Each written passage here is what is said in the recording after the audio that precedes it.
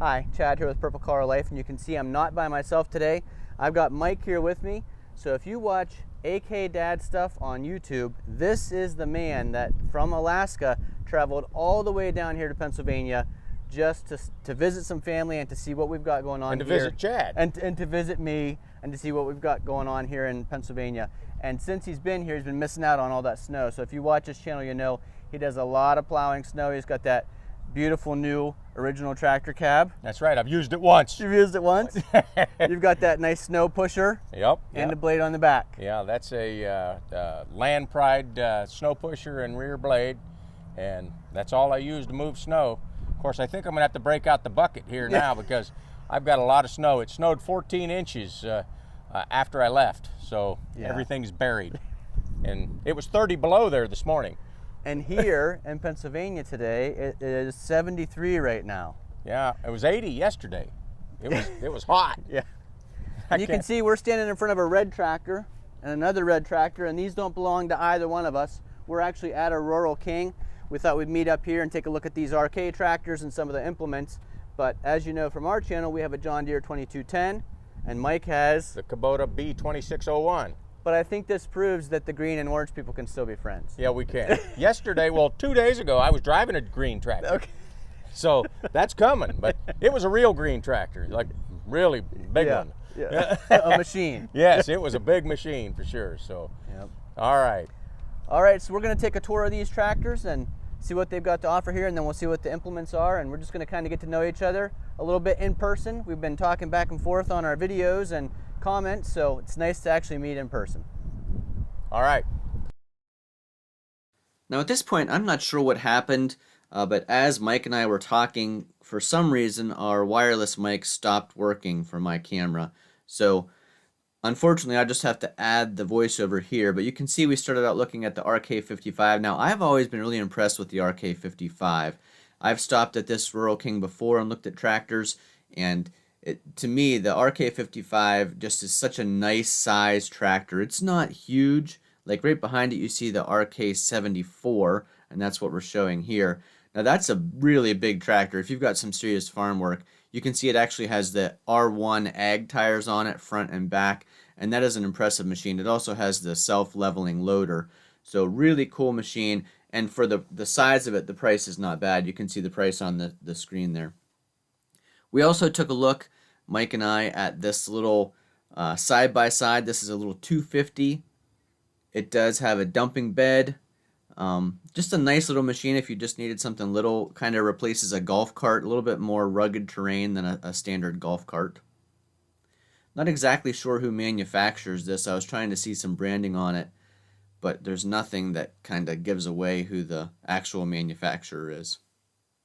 You can see there's some empty parking spots here, and a couple weeks ago when I was at this Rural King, every single parking spot had a tractor in it. And you can see they've sold some. We actually got to talk to the sales manager of the tractors, and he said that tractor sales are going really well right now. So that's good news for the RK brand, and certainly interesting that in our small area where this Rural King is, there is a demand for these tractors that are different than the Kubota and John Deere brand. Now this is what's really impressive. 2 weeks ago, and you can see the price tags are still in every parking spot. Every parking spot had implements in it, or attachments.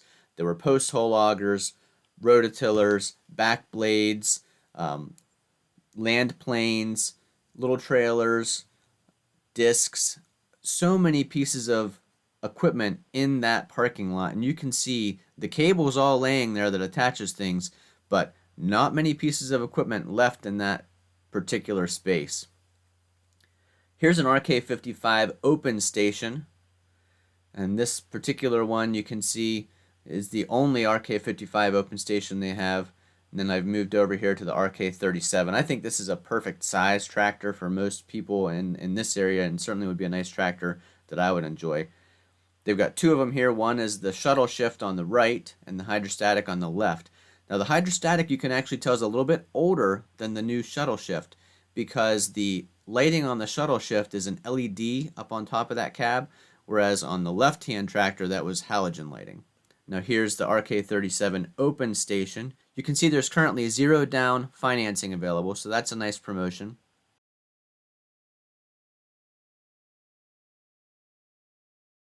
and 6 months, same as cash.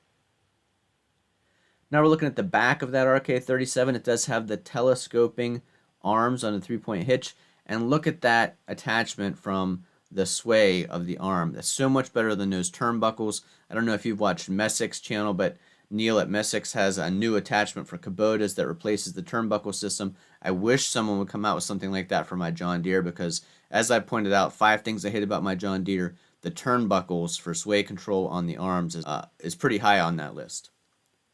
You can see Mike and I were kind of drawn to this back blade on the back of the RK55. Such a huge tractor, and I just don't know that that back blade would hold up very well. It's not super thick steel in the blade portion, and maybe it's designed for the smaller tractors, I'm not sure, but it just seems to me with the power of that RK55, the blade wouldn't hold up.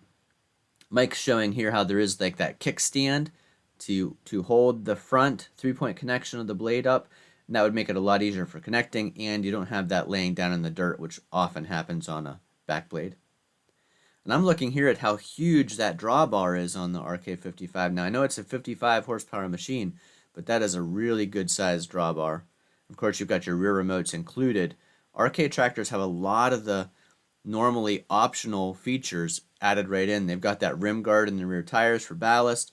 They've got rear remotes, at least one set on most of these tractors we're looking at.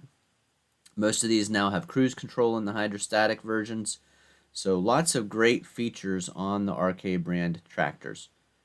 We actually had an opportunity while we were here to talk to that salesman. He wasn't able to be on camera, unfortunately, but we were able to ask a lot of really good questions. And you know, these tractors are pretty impressive, and we found out a lot of information, and it seems like these tractors are really popular right now.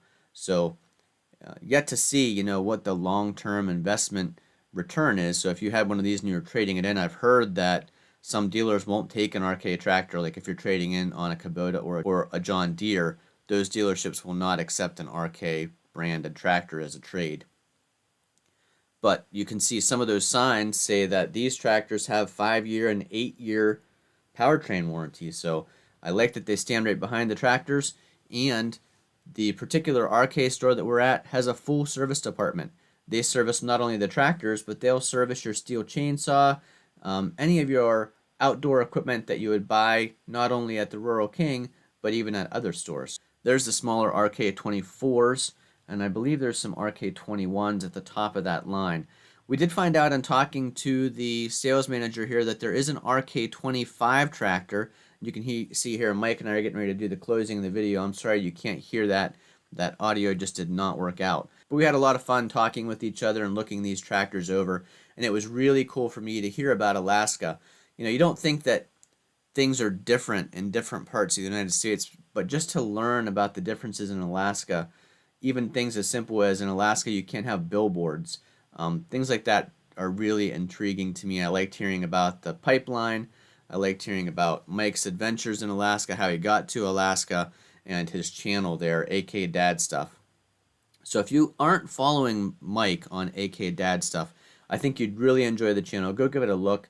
Lots of great Kubota content there, and like I said in the beginning, he moves a lot of snow. So if you really enjoy watching snow being pushed from like September through March and maybe even April, that's a great place to watch it. He does summertime activities too, though. So he does have a belly mower for his Kubota, and he does do some mowing and other activities. Lots of great content there on the channel.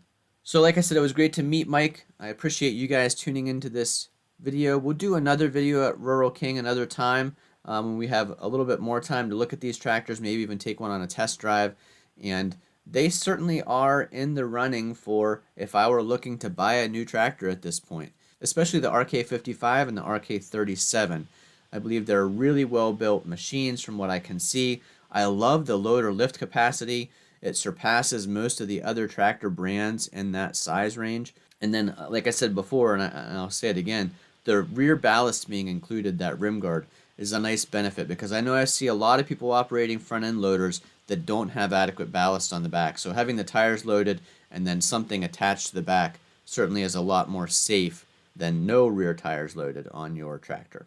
If you like videos like this, make sure you give us a like, click down below. Comment down below what you think of RK brand tractors, or if you're, just 100% sold on sticking to a name brand John Deere, Kubota, or even the new Coyote. I consider a name brand tractor as well. Love to hear your thoughts on that. Love to hear your thoughts on what the future will be for a tractor like this if you would decide to trade it in, or if you need to upsize later in the future.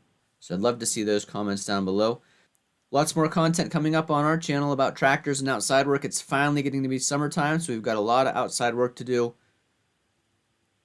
Thanks for watching. We'll see you again the next time.